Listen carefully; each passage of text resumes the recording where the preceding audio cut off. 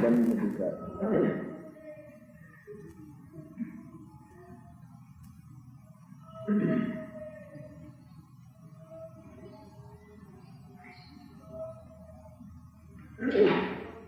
हाँ, 281 गाथा में अज्ञानी वस्तु स्वभाव को नहीं जानता। वस्तु स्वभाव को नहीं जानता, इसमें दो बात बताई। एक तो आत्मा का स्वभाव और एक आत्मा को परियोग में होने वाला विकार। इसमें क्या जानना रहा?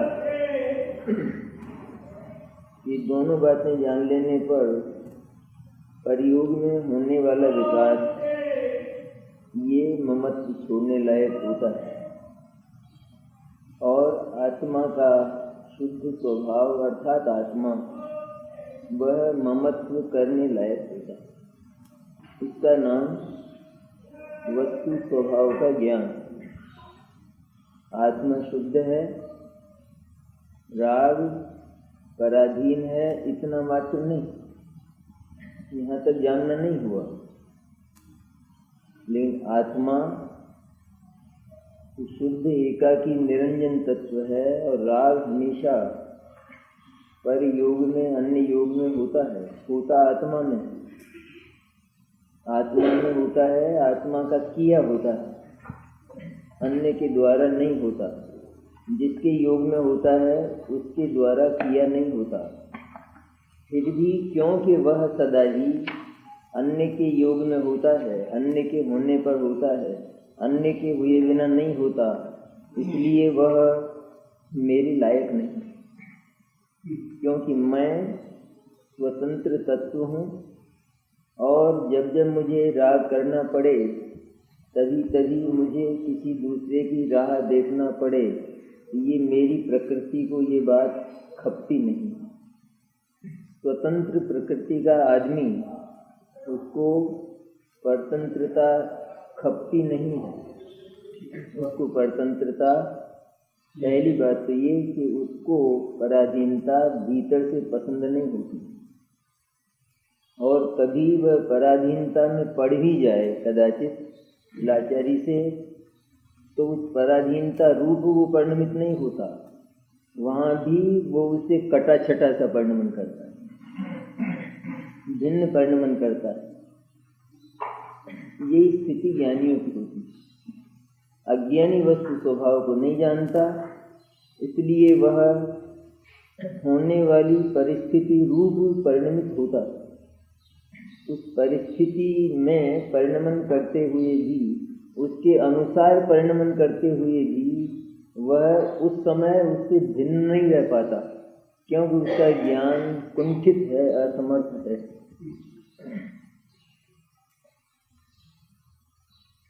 तब आगे निष्कर्ष के रूप में कहते हैं आचार्य 282 गाथा में कि अतः ये सिद्ध हुआ, अर्थात पूर्वोक्त कारण से निम्न प्रकार निश्चित हुआ, ऐसा अब कहते हैं।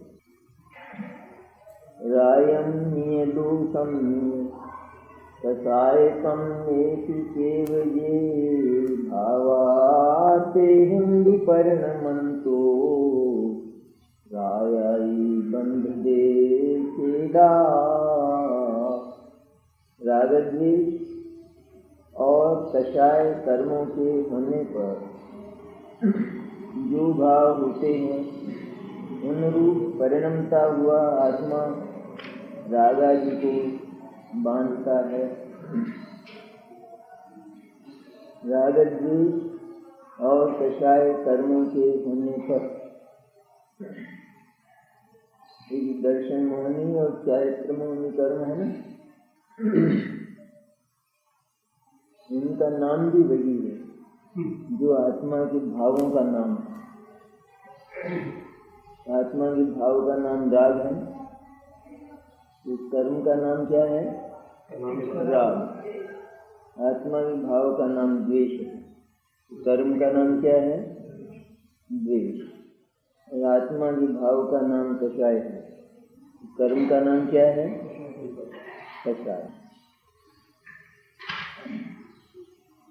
भाव कर्म, आत्मा का भाव कर्म मैंने मोह राग द्वेष को कर्म, वो आत्मा में पैदा होता है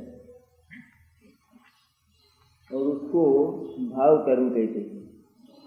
भाव कर्म मैंने चैतन्य कर्म, चेतन के द्वारा किया जाने वाला काम, चेतन में उत्पन्न होने वाला परिणाम, उसका नाम भाव कर्म है। उस भाव कर्म के निमित्त से होने वाला जो कार्य है वो भी कर्म के नाम से प्रसिद्ध है।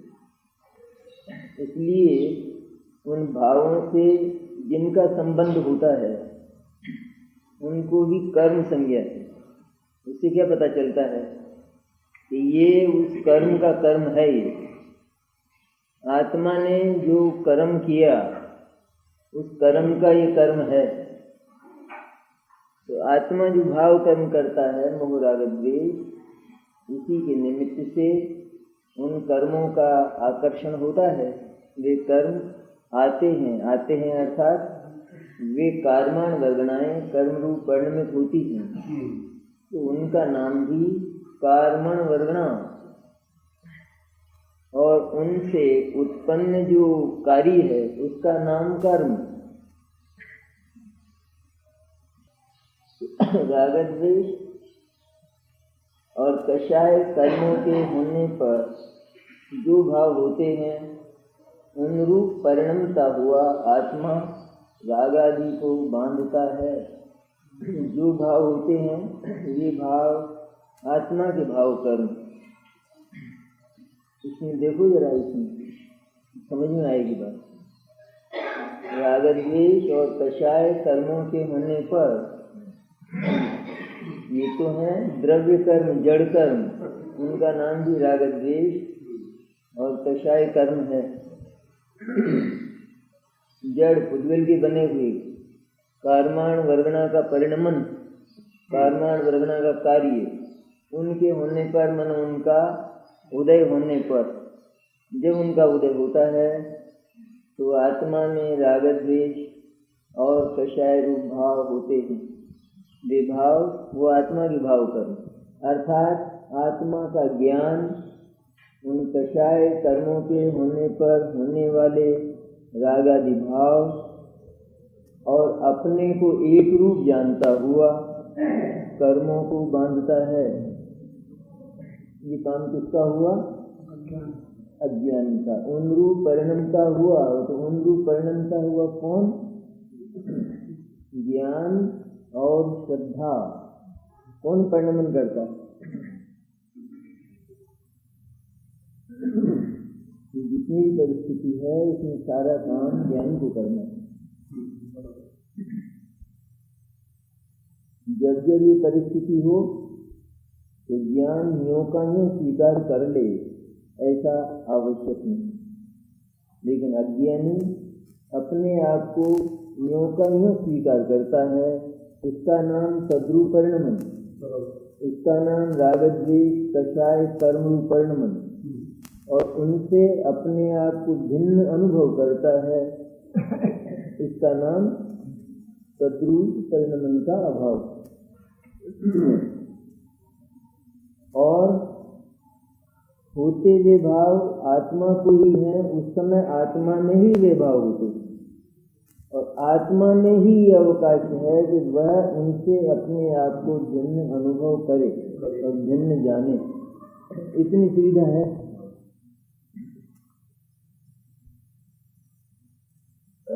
पैर में गोबर लग जाए तो भिन्न नहीं जाने, पैर को तद्रूप जान ले, आवश्यक नहीं है ना। जैसे एक बालक है उसको तद्रूप जान ले, उसको तो लगा रहे वहां भी कोई फिक्र नहीं। लेकिन जो समझदार है उसको लग गया है, वो लग गया है, उस समय की बात लग गया है, तो भी वो पाँव में और उसमें पूरा का पूरा फर्क अनुभव करता है। तो उसका फल क्या होता है कि वह घर जाकर सबको धो लेता है। इस तरह जैसा कहते हैं ना कि जैसा उदय हो तो उसके अनुसार तो भाव हो ही हो। कहाँ उदय के अनुसार राग द्वेष हो जाए, कोई झगड़ा नहीं, लेकिन ज्ञान भी वैसा हो जाए ये जरूरी नहीं। क्योंकि ज्ञान का काम जानना है। तो जो भाव कर्म के उदय में हुए, ज्ञान उनको यह तो जान सकता है कि ये कर्म के उदय में हुए हैं भाव। पैर में गोबर कब लगता है? जब घर से बाहर निकलते। कमरे में तो नहीं लगता गोबर, घर से बाहर निकलेगा तभी लगेगा। मैंने अन्य योग में ही होगा, नहीं स्वयोग में तो नहीं होगा, कमरे में तो नहीं हो जाएगा। तो अन्य योग में होगा तो सही, मैंने उस रूप परिणमन तो हुआ वहाँ। उस रूप मैंने वो लगा तो सही, पर लगने पर भी वो भीतर नहीं लगा है। भीतर उसे भिन्नत्व की अनुभूति, भीतर ये अनुभव करता है पैर गंदा हो गया, पैर गंदा हो गया। तो पैर गंदा हो गया मैंने क्या, अर्थात पैर ऐसा नहीं, उससे न्यारा है, अलग प्रकार का है। यह जो अंतर है जिसका नाम भेद विज्ञान है, ये भेद विज्ञान सारे कर्मों की धज्जियां उड़ाने वाला है, इनको समाप्त करने वाला। इस भेद विज्ञान का जो कण है, जो केवल ज्ञान का अंश है, उस सम्यक दृष्टि को पैदा होता है। तो जिसमें वह ये जानता है कि इसमें से एक भी भाव उस छाती से लगाने लायक भाव है। ये राग द्वेष चाहे पाप हो अथवा पुण्य हो, वो किसी भी रूप में अच्छा नहीं।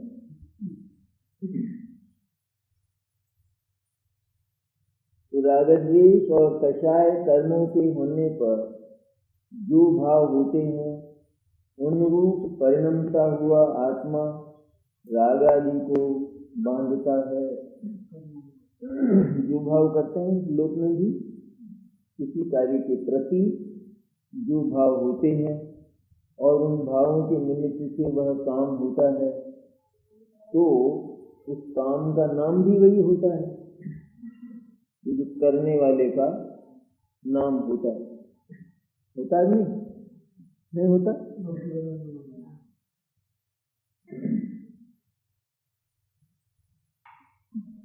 कांच का गिलास है ना, और उसको एक बालक ने ठोकर मारी और वो टूट गया। तो हम क्या कहते हैं कि इसका कर्म है। कि किसका कर्म है? ये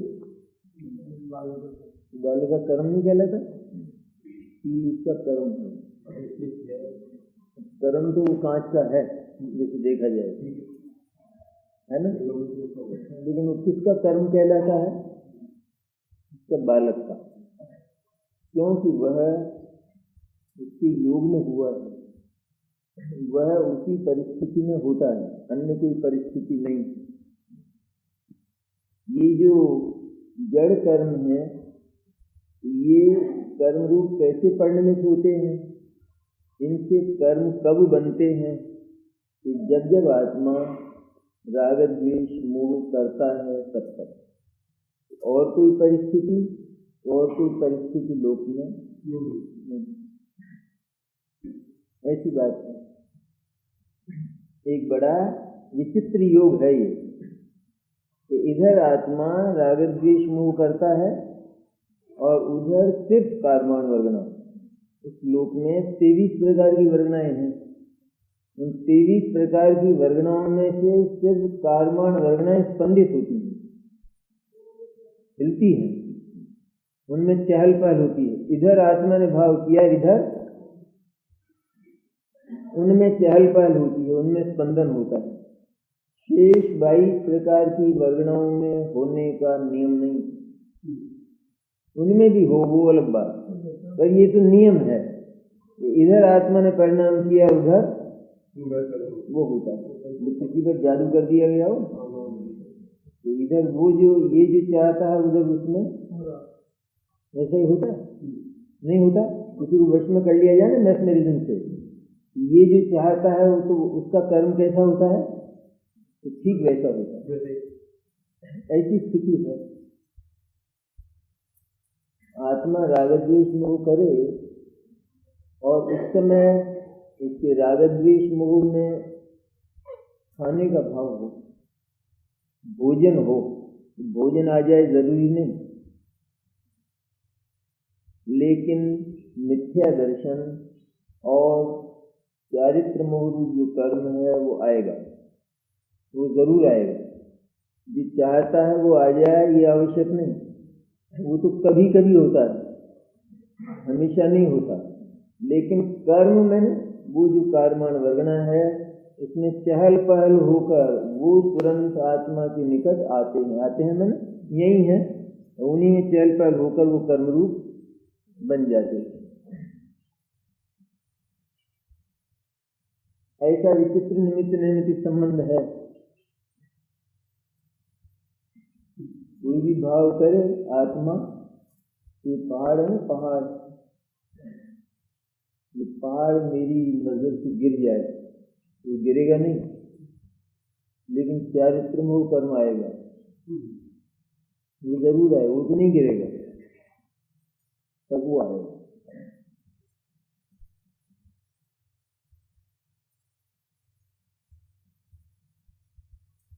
तो राग द्वेष और कषाय कर्मों के होने पर जो भाव होते हैं, जो राग द्वेष और कषाय रूप भाव होते हैं, उन रूप परिणमता हुआ आत्मा, उन रूप परिणमता हुआ मैंने उन रूप अपने आप को मानता हुआ, जानता हुआ, स्वीकार करता हुआ, उस समय उनसे भिन्न होने पर भी अपने को भिन्न न जानता हुआ, नहीं मानता हुआ, राग द्वेषादि के समय भी आत्मा राग द्वेषादि से बिल्कुल न्यारा पड़ा है, अलग प्रकार का। जैसे राग द्वेष है वैसा आत्मा नहीं है। राग द्वेष होने के लिए भी आत्मा का शुद्ध रहना जरूरी है, आवश्यक है। क्योंकि जो मिथ्या दर्शन, मिथ्यात्व का भाव और राग द्वेष का भाव होता है तो वह आत्मा के विपरीत सोचने पर होता है। इसलिए आत्मा तो होना चाहिए, तो नहीं होना चाहिए।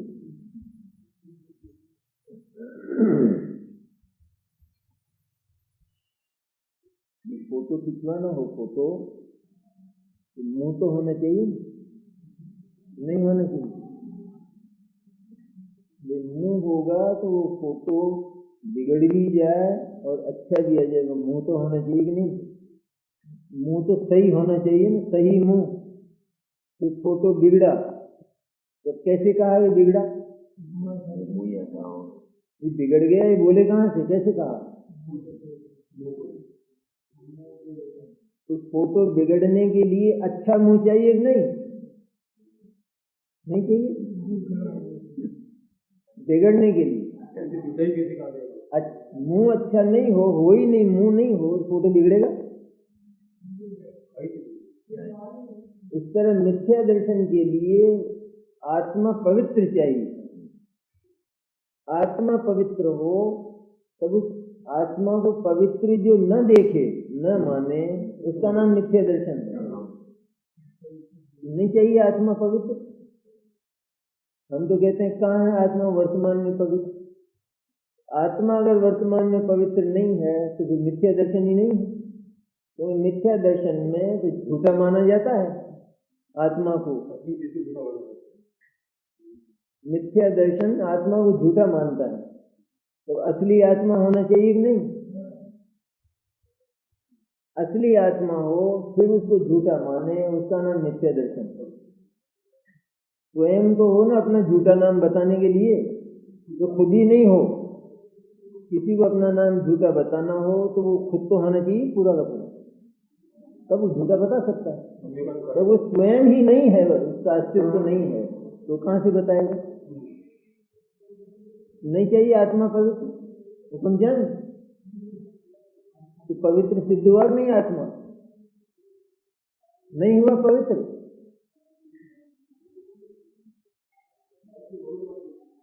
है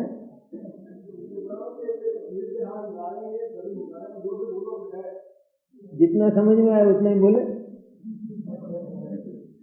पूरी यहाँ कैसे कहते, पूरी यहाँ कर देते फिर कि अभी अभी थोड़ी सीधा जाना है, पूरी यहाँ करते ही तो अभी सीधा जाना पड़ता है।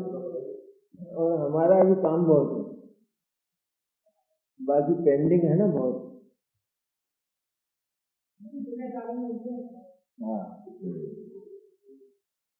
यहाँ तो सीधी बात ये, तो मिथ्यात्व किसको कहते हैं कि जो आत्मा का विश्वास नहीं करता, इसका नाम है ना मिथ्या दर्शन। यही है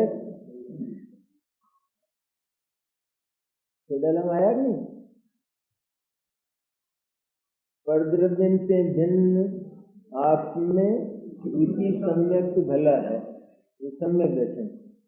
दूसरे पदार्थों से भिन्न जो अपना आत्मा है, उसमें रुचि, उसका विश्वास, उसका नाम सम्यक दर्शन। तो मिथ्या दर्शन इससे उल्टा हुआ। परद्रव्यों से भिन्न जो आत्मा है, ये तो हुआ वस्तु स्वभाव, वो तो है ही है, उसमें अरुचि, इसका नाम मिथ्या दर्शन है, और उसमें रुचि, इसका नाम सम्यक दर्शन है।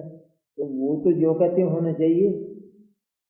रुचि करने वाला, अरुचि करने वाला, वो उसकी इच्छा हो तो करे, लेकिन वस्तु तो होना चाहिए पूरी जैसी है वैसी। रुचि के अनुसार वस्तु तो नहीं पलटना चाहिए ना। इस तरह आत्मा राग द्वेष और कषाय कर्मों से सदा ही न्यारा होने पर भी, न्यारा होने पर मैंने इसका किसी के साथ संबंध न होने पर भी, मिथ्या दर्शन में आत्मा का अनेक पदार्थों से संबंध माना जाता है, अथवा आत्मा से भिन्न पदार्थों को ही आत्मा माना जाता है। इस तरह मिथ्या दर्शन के अनेक प्रकार हैं, विविध रूप हैं। पागलपन एक प्रकार का तो नहीं होता, पागलपन में कारण तो एक ही होता है पागलपन का, तो उसमें बातें तो बहुत होती हैं, अनेक प्रकार की, बहुत प्रकार की नहीं होती, बहुत प्रकार की बातें, बहुत प्रकार की घटनाएं, बहुत प्रकार की चीजें जो सामने आती हैं, तो उनमें पागल अनेक प्रकार की करता है, नहीं करता बात। आज क्या कहता है तो फिर कल क्या कहता है, उसी के संबंध, एक के संबंध। जो अपना है उसको किसी और का बताता है, जो और का है उसको अपना बताता है।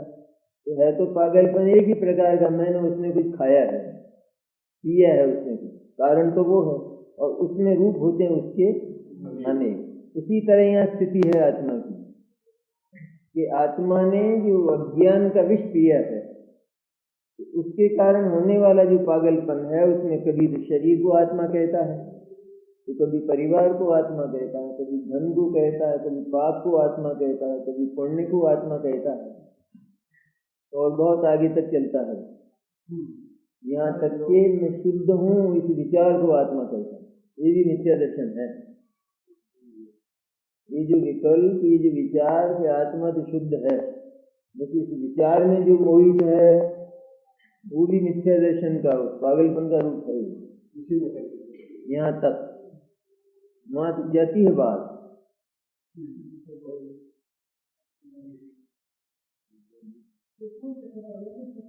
इसमें चक्कर कुछ नहीं पड़ा। आत्मा अनुभव की वस्तु है, और वह आत्मा के विचार में मुग्ध हो गया, तो पागल है वो, जो पागल है। हाँ, आत्मा के अनुभव के पहले आत्मा का विचार आवे, आता ही है, लेकिन विचार में क्यों मुग्ध होता है कि जब आत्मा पड़ा है, तो स्वाद वहां आएगा, यहाँ इस विचार में स्वाद नहीं। तो जिसको खाना खाना है वो खाने का विचार तो करे, आवे उसको, उसको मधुर विचार आए खाने का, अभी खाएंगे, अभी तृप्ति हो जाएगी। लेकिन इस विचार में जो अटक गया, मुग्ध हो गया, तो वो भोजन से दूर रहेगा। इसलिए वो भी उतना ही पागल है जो नहीं खाता, क्योंकि वह आस्वादन की वस्तु है आत्मा, और पड़ी है ना, तो आस्वादन क्यों नहीं करता? आस्वादन करना चाहिए। ऐसा तो नहीं है कि आत्मा है तो सही, लेकिन वहां पहुंचने नहीं देता कोई, या कोई रुकावट डालता है।